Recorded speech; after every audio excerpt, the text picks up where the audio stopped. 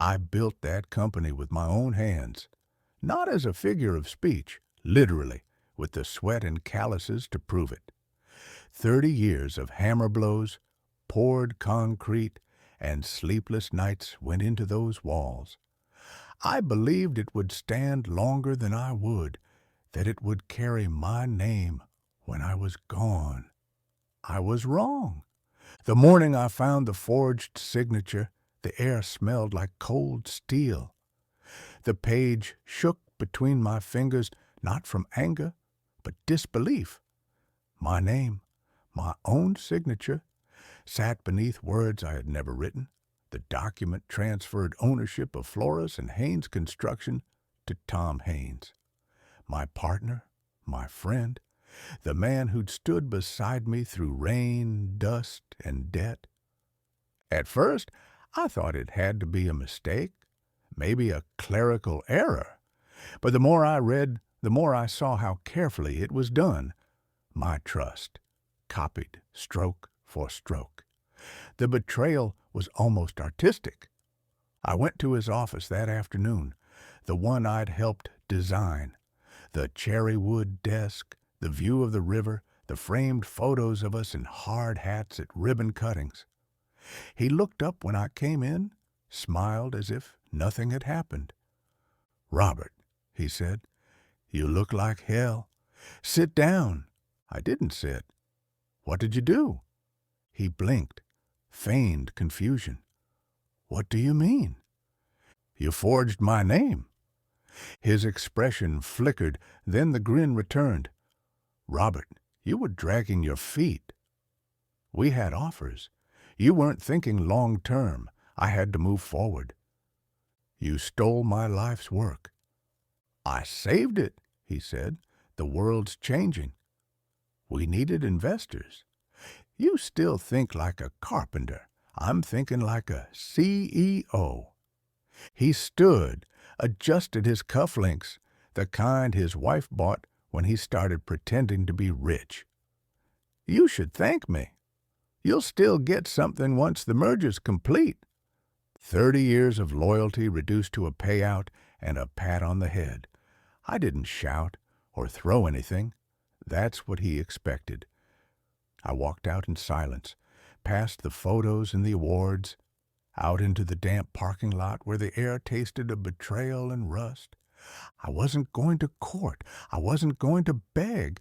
I was going to dismantle him, quietly, the same way he'd dismantled me. Before I could destroy him, I had to remember what we'd built, because you can't understand betrayal until you remember the trust that came before it. We met on a construction site outside Spokane in 1992. Both of us were young, broke, and convinced we were smarter than our foreman. He was the talker, the salesman, the handshake.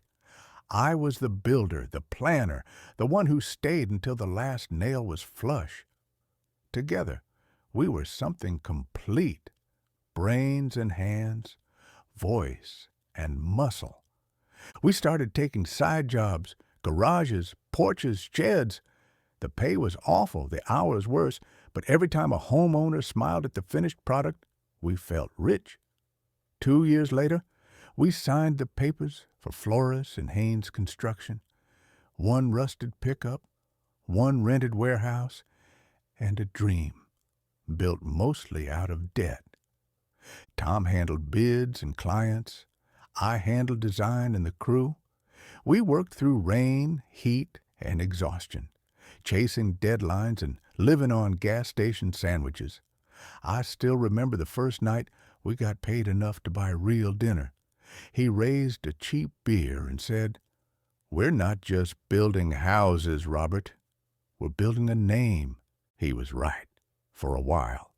By our 10th year, we had 40 employees, multi-million-dollar contracts, and a reputation for doing things right.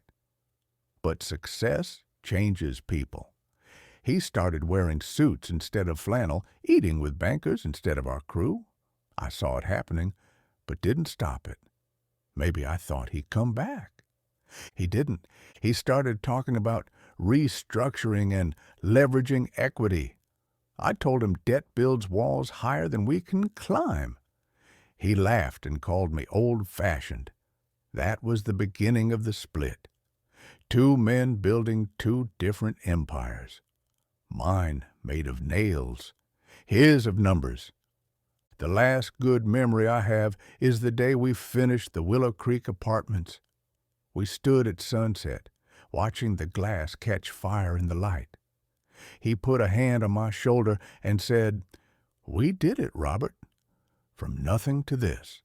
That night, we opened a bottle of bourbon and signed a napkin. A silly thing, our promise that no matter what happened, we'd always have each other's backs. He called it our foundation. I kept it framed on my wall for 20 years. When I found out he'd forged my name, that napkin was still there. The stain of the bourbon had turned the color of dried blood.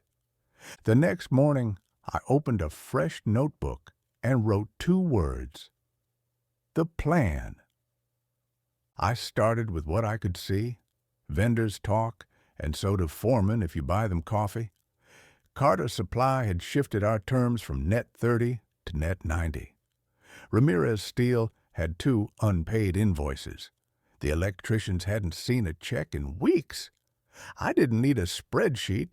I needed a pencil and patience. At the courthouse, the clerk slid a stack of filings through the glass and told me something interesting. My removal as managing member had been started but never completed. On record, I was still part owner. I walked out with copies of everything. On the way home, I passed the yard where our sign used to hang. Now it read Carver Construction, his new name for our old company.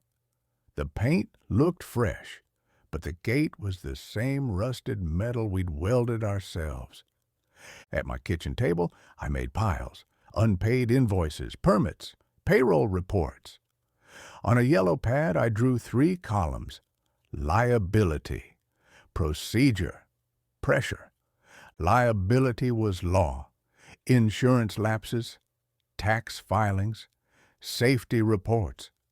Procedure was patience, letters, verifications, quiet nudges that turned into investigations. Pressure was human, vendors freezing lines, clients asking questions, inspectors doing their jobs. I didn't forge anything or threaten anyone. I mailed certified letters that began with "as a courtesy" and ended with regulations.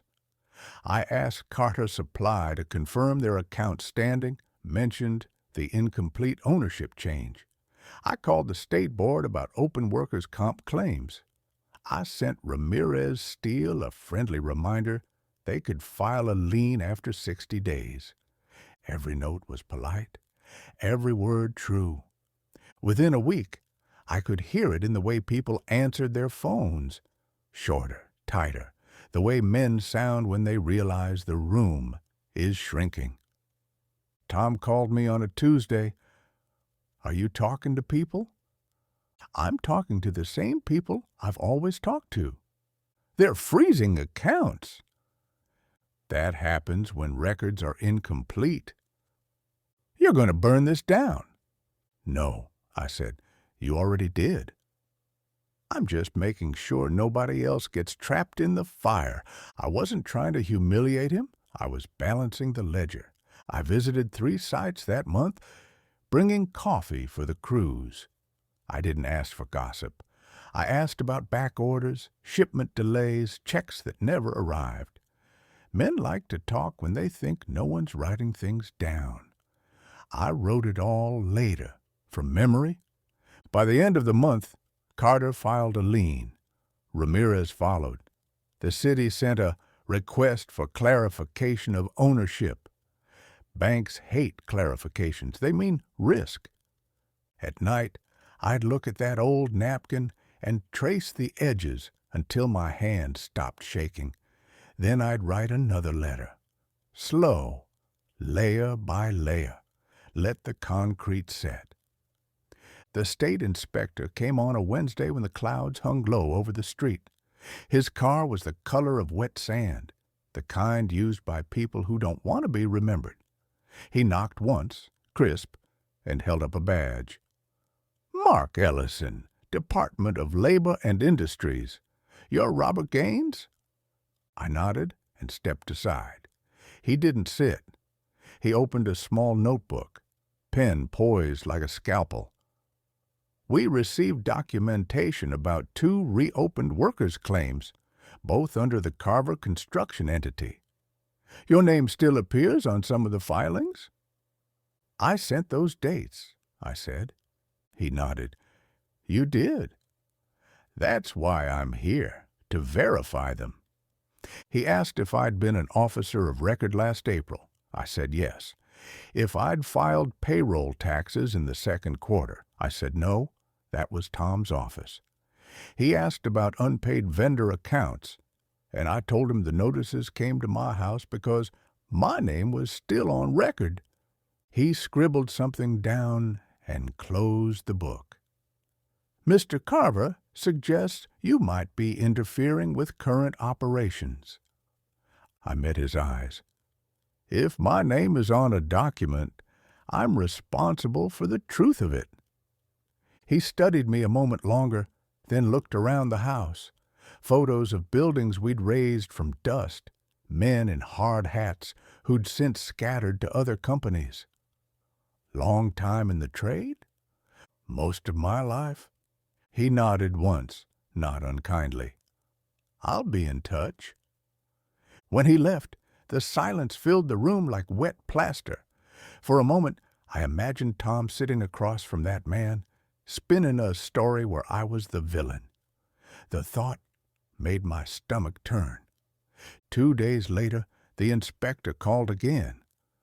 "We'll be requesting payroll records and safety logs for the last 5 quarters," he said.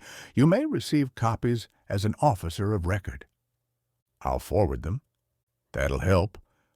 After he hung up, I drove to the river and sat watching the water slide past. Revenge feels like motion until you stop. Then you realize you haven't moved at all. You're just watching debris float downstream. When I got home, an envelope waited in my mailbox. Inside was a cease and desist letter on Carver Construction letterhead, accusing me of defamation and interference. The signature at the bottom, his new expensive one, looked smug even in ink. I set it next to the framed napkin and stared until the words blurred together. Then I filed it under pressure and went back to procedure. The first crack came quietly. A vendor called to ask if I was still part of the company. I told him not anymore. He said their bank had frozen payments because of an open investigation. I thanked him and hung up. By Friday, 3 suppliers suspended deliveries. Crews stopped showing up on sites. Payroll bounced. You could feel the panic ripple through the town. Rumors in diners, whispers at the hardware store. One evening, I drove by the main yard. The lights were still on, but the lot looked hollow. Trucks parked crooked. Piles of scrap metal left half-sorted. Tom's new logo, sleek and silver, hung crooked on the gate, one corner peeling. Through the glass office door, I could see him pacing, phone pressed to his ear, the way a man does when the walls start closing in. I didn't get out of the truck. I didn't need to. Watching was enough. 2 weeks later, Flores and Haynes, Carver Construction, filed for bankruptcy protection. The news hit the Business Journal like a brick through a window. Unexpected financial irregularities, they called it.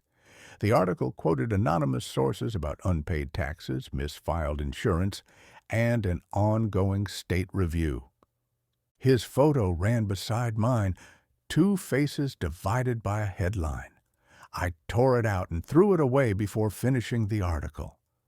The calls started again.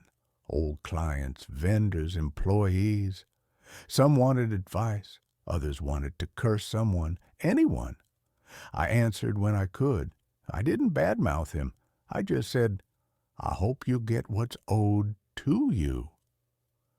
At night, the victory felt empty. The house was too quiet. The bourbon burned without warmth. I'd imagined satisfaction, but what I felt was exhaustion. Then one morning, a knock came. When I opened the door, Tom stood there. His eyes were hollowed out, the confident gleam long gone. He looked smaller, like the weight of everything had crushed his spine. "You did this," he said. I said nothing. "You ruined me." "You ruined yourself." He took a shaky breath. "I thought we were brothers." "So did I." We stood there a long time, saying nothing, the years between us hanging heavier than any words could.